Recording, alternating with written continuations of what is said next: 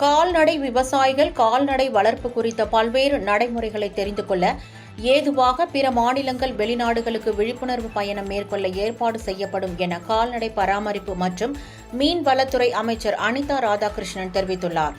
சட்டசபையில் கால்நடை பராமரிப்பு மற்றும் மீன்வளத்துறை மானிய கோரிக்கையின் போது பேசிய அவர், முதலமைச்சரின் தாயுமானவர் திட்டத்தின் கீழ் 5000 சினையுற்ற கறவை பசுகளுக்கு 6,65,00,000 கோடி நிதி ஒதுக்கீட்டில் 50% மானியத்துடன் ஊட்டச்சத்து வழங்கும் திட்டம் செயல்படுத்தப்படும் என்றார். கால்நடை பராமரிப்புத்துறை அலுவலர்களுக்கு பயிற்சி அளிப்பதற்காக ரூபாய் 30 லட்சம் நிதி ஒதுக்கப்படும். சென்னை அடையாறில் உள்ள செல்ல பிராணிகள் சிகிச்சை மையம் ரூபாய் 5 கோடியில் தரம் உயர்த்தப்படும் என்றும் கூறினார்.